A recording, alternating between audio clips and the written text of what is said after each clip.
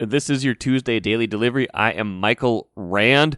Lot to get to today. A lot of Wild talk. Got some Aaron Rodgers talk. He was on SportsCenter for Kenny Mayne's last show on Monday night. Got to talk Twins too, because they're playing a little bit better lately. Getting a little bit more attention deserved to them. Not anywhere near 500 yet, but going in the right direction anyway. We'll also hear from a bunch of you talking Wild.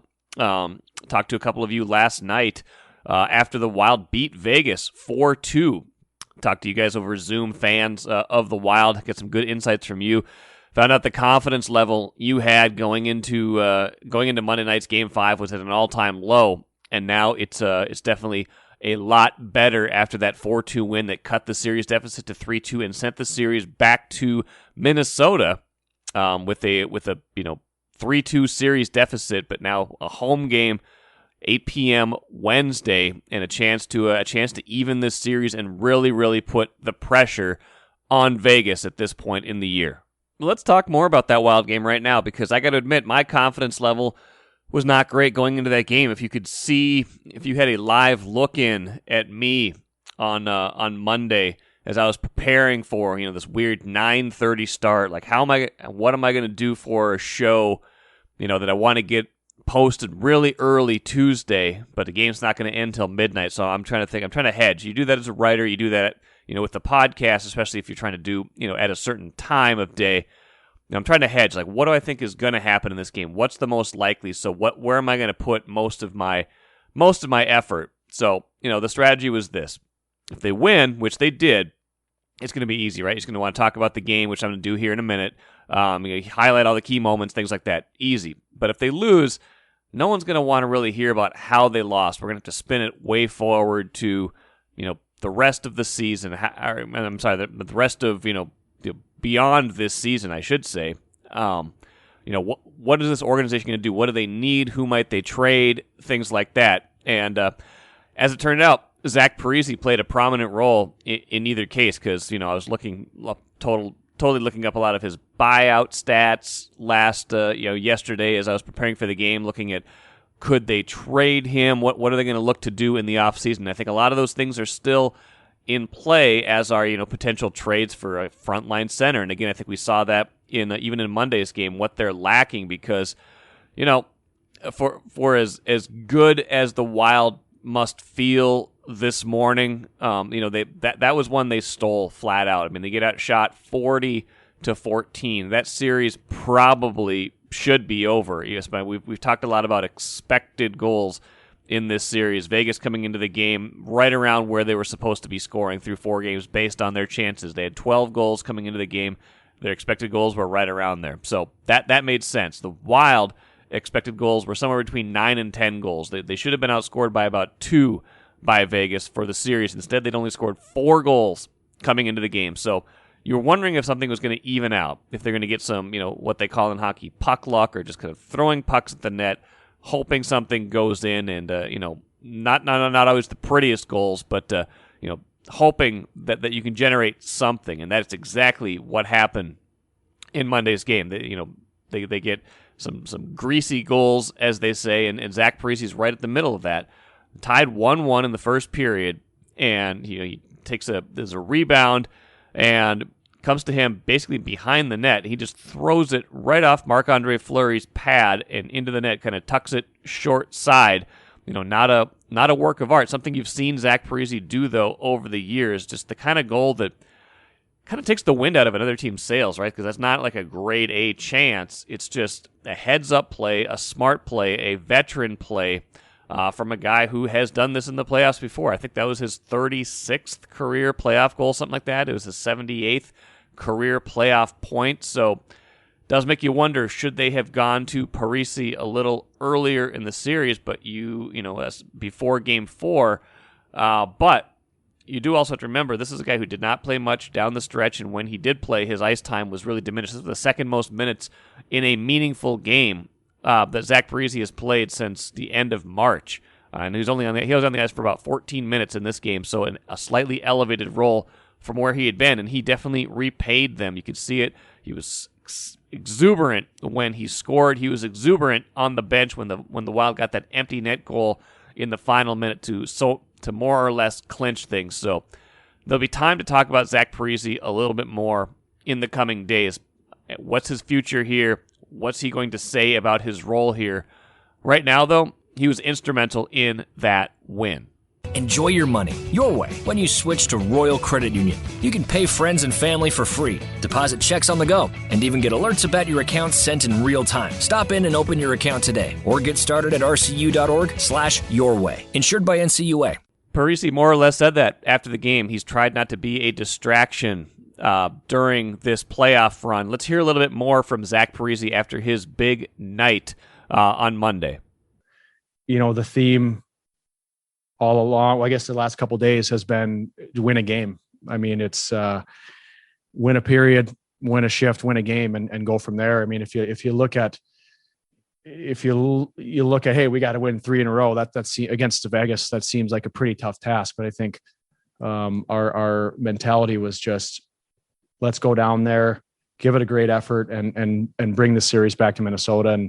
And that was the first step for us. Now,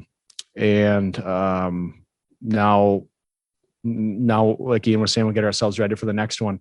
But it's that I think that was kind of what we took out of that conversation. Yeah, I'll be interested to see what his role is in Game 6. Have to imagine they'll keep that line together since it clicked reasonably well. At the same time, I wonder if Dean Evason will be tempted to maybe make some tweaks, because let's be honest, I don't think you can play that way again and expect to win. Like I said, the expected goals through the whole series, the Wild was closer to Vegas than they were on the actual scoreboard. Monday night, expected goals were closer to 4-2 in favor of Vegas. Actual goals were the complete opposite, 4-2 in favor of the Wild. So, if there were games earlier in the series where you're like, I don't think the Wild got the outcome they deserved, I think you certainly could say the same thing about Game 5. So maybe at this point, the series is about what it's supposed to be. Maybe we got here kind of a weird way. I think the 2 games the Wild won, which happened to be both in Vegas, weren't necessarily the games they played the best in this series. I think, they might have had better moments in Game 2 and parts of Game 4. It's just hockey. Again, when you don't score a lot, when the points, goals, etc., any game like that, any sport like that goes in such a small increment, you're going to have a wide variance in who deserved to win from a night-to-night basis. And, the hope is over a 7-game series that kind of evens itself out, and I think it has in this case. I think 3-2 Vegas, based on how things have gone, how things have been played, is probably a fair result right now. I think the Wild doesn't have to feel necessarily fortunate that they're still alive in this series. I think they deserve, to a large degree, to still be alive in this series, because I think they've played on par well enough to at least get to this point at 3-2. But I don't think they can't play like this in Game 6 and expect to win. So I wonder if there will be even more kind of lineup tweaking, or if Dean Evason will look at it and say, hey, you know what? We won like this. We're coming home. Let's use this momentum. Let's not switch things up. Let's keep guys in these familiar roles. And a lot of these lines were very familiar from, the early part of the season when you had, Zuccarello and Kaprizov and Rask together. Of course, you've had, Greenway, Ek, and Foligno together for almost the whole season. You reunite Hartman with Fiala. You put Parise on that line, and then you have the fourth line that's more of a checking line with Bonino, Stern, and Bukestad.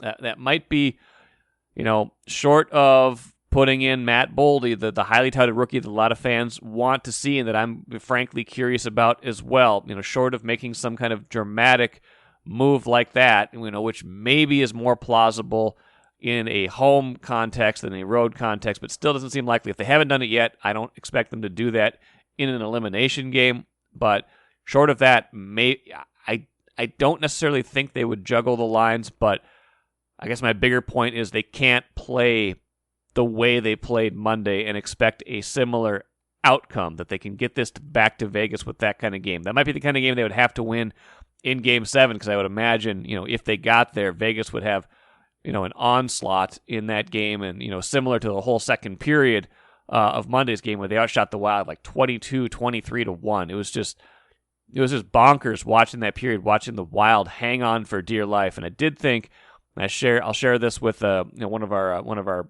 fans that called in after the game. I felt like getting to the end of that period with a lead at the very least, as opposed to previous games where they had taken Vegas's best shot in the second period and Vegas had passed them. It was like a 1-goal lead at the end of the second period of Game 2 and Game 3. If they could have gotten past those with a lead or even a tie, those games might have been different, and I felt like that was the case. They were able to regroup on Monday, kind of catch their breath. They did not play a perfect third period, but it was a much better period. It was more, they gave Vegas some chances, but they got some of their own chances. They got some of their own shots up. They got some of their own possession. So I think the temptation will be to keep things the same and try to have a better effort within that context. But I do, you can't just expect to play this way and win. I think Dean Evason had a message like that after the game. Let's hear from him right now. Well, we talked before the game that once those breaks come our way, we hope that it'll keep snowballing into that great big ball, right? And that we can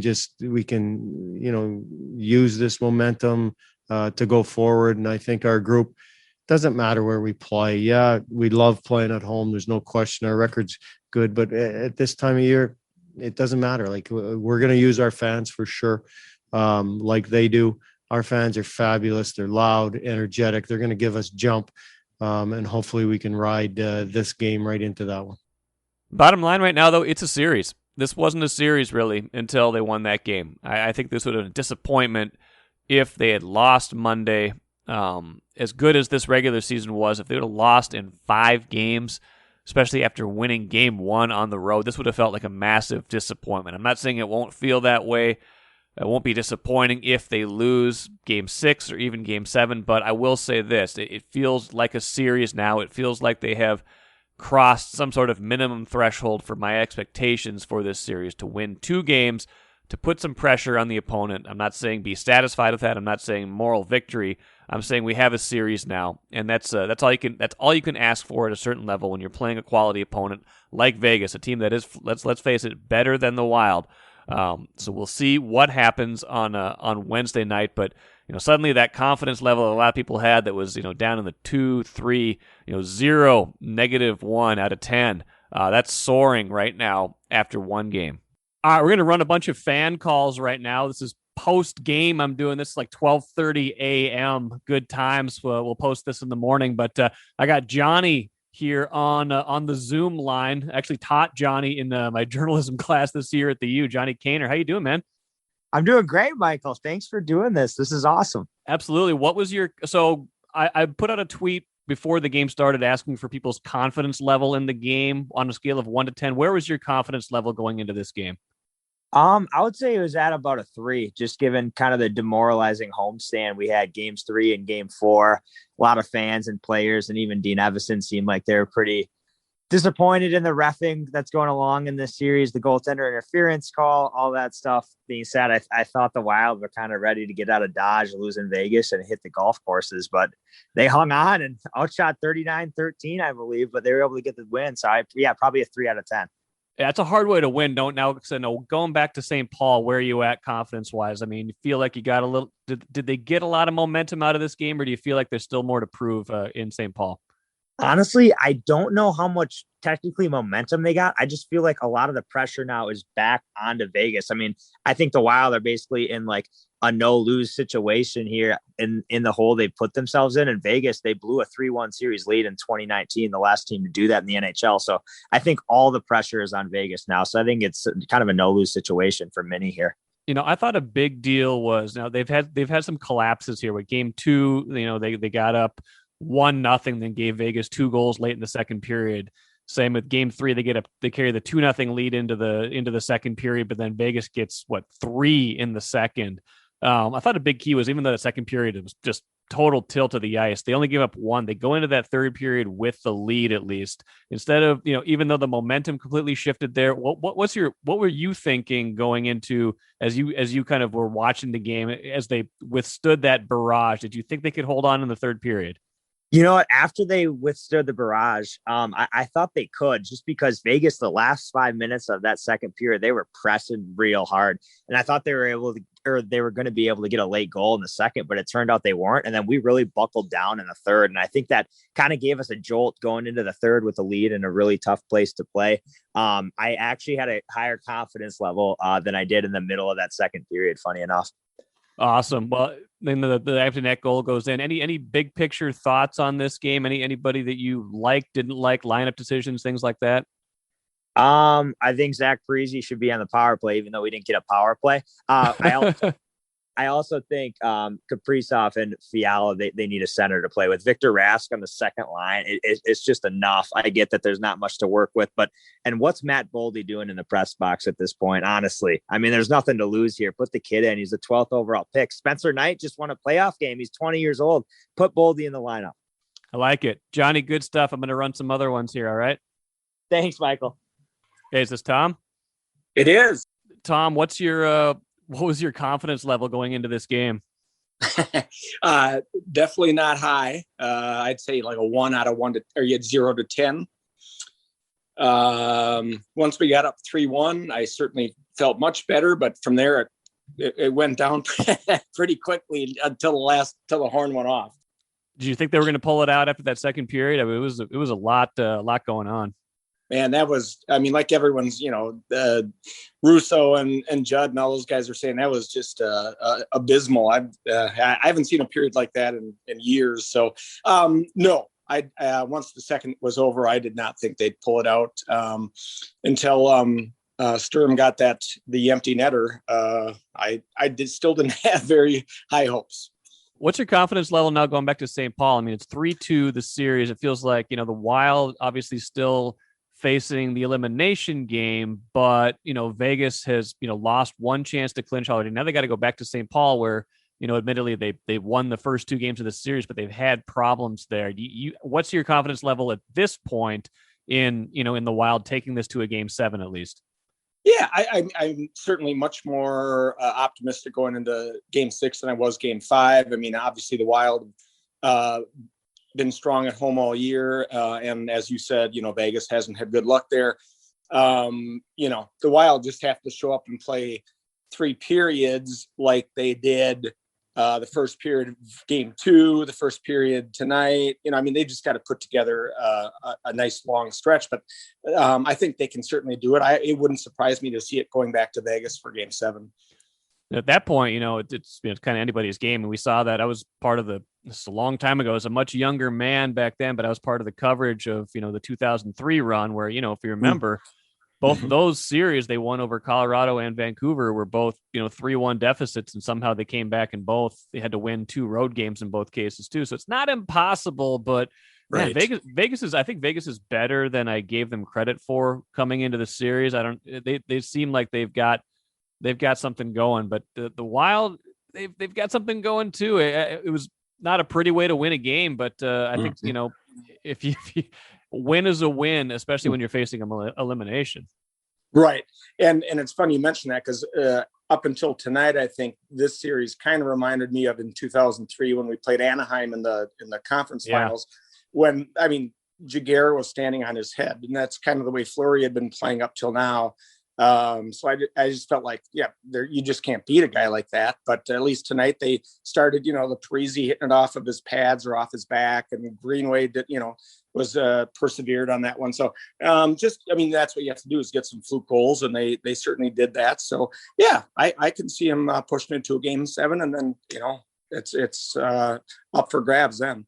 Conversely, how disappointed would you have been, as good as this season was, how disappointed would you have been if they would have gotten bounced in 5 games in the playoff series, especially 4 in a row at the end?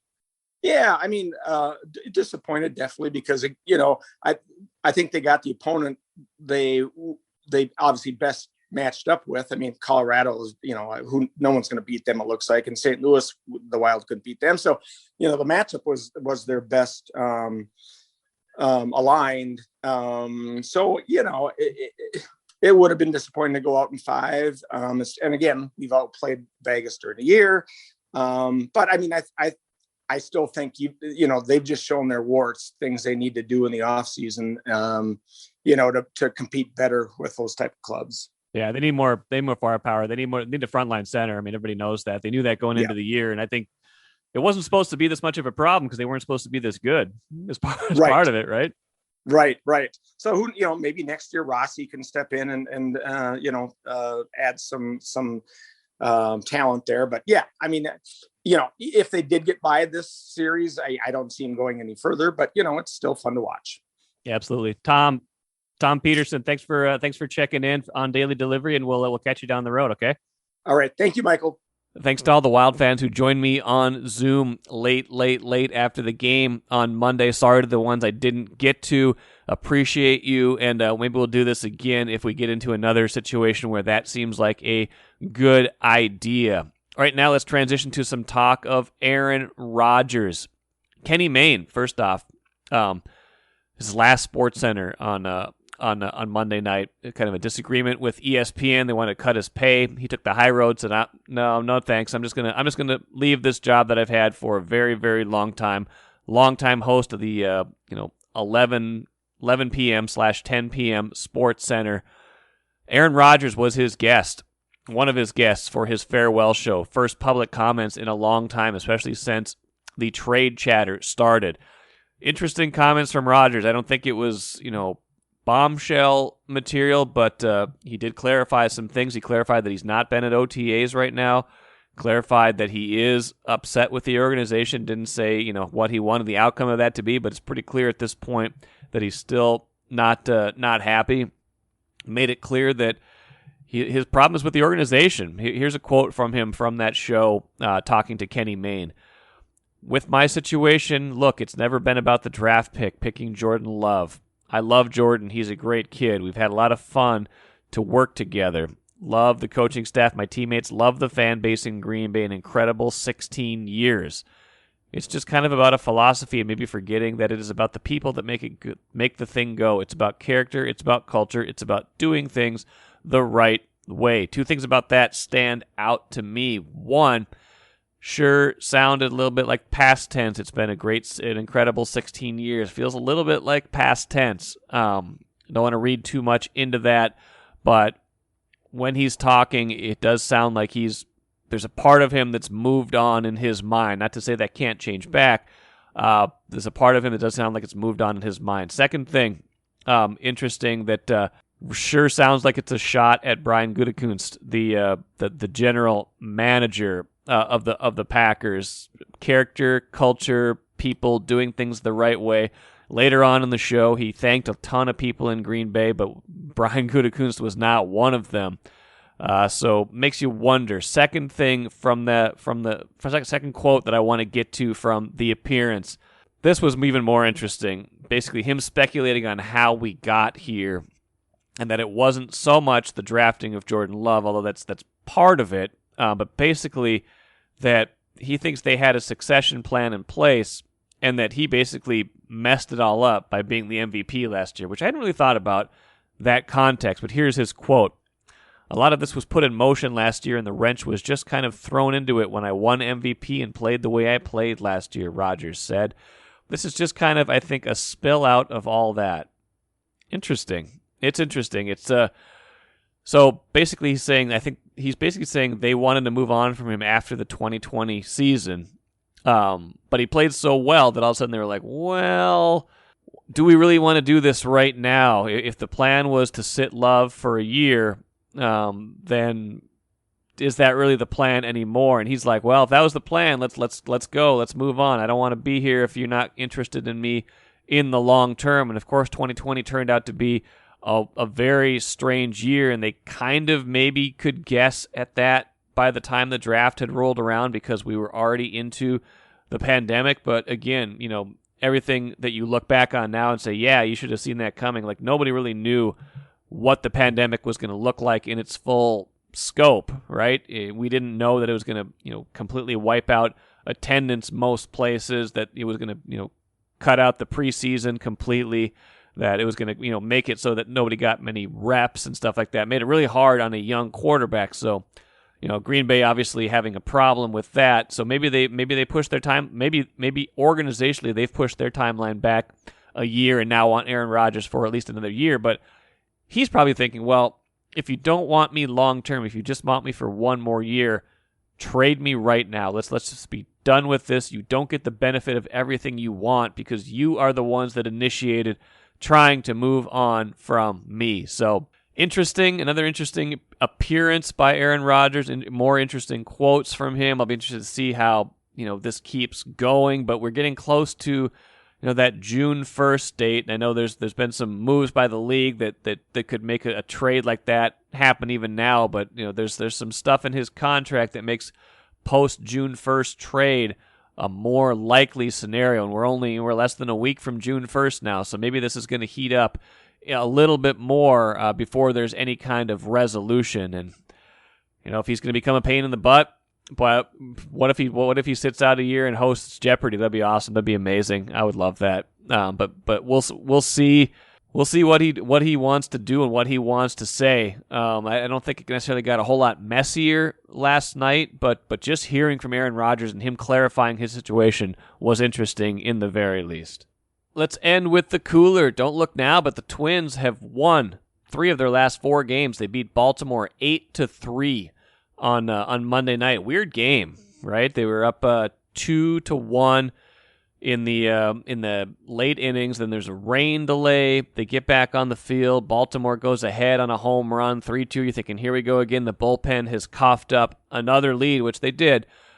The Twins rally for 6 in the bottom of the 8th. A lot of different contributors to that. Long home run by Trevor Larnach early in the game.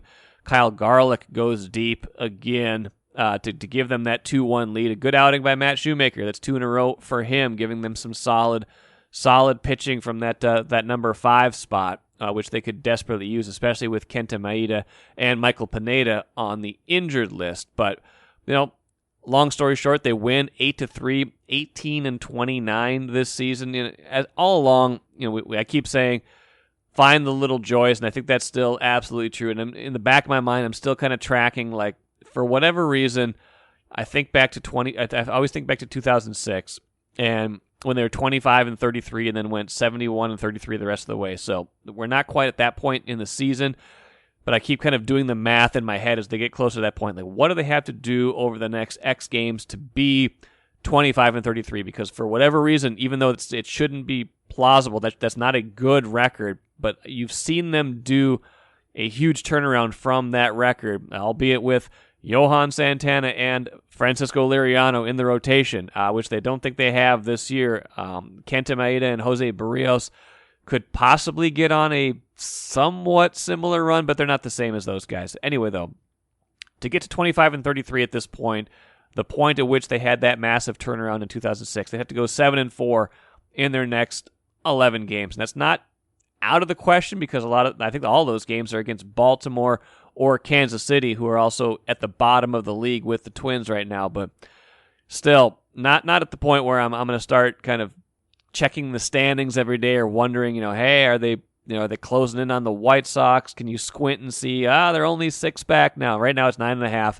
I did check, I'll admit, but still, I think you're still at the point where you're trying to take any little joys you can out of this season instead of hoping that there's going to be some kind of dramatic turnaround that has not presented itself yet. All that said, good win for them, and if they can keep stringing some more wins together, maybe I'm going to have to change my perspective, but I'm not at that point yet, not even close. That'll do it for today. Should be a good one coming up tomorrow. Expecting to have Adrian Heath, Minnesota United manager, coach, whichever way you want to put it. Manager is kind of the traditional term in soccer.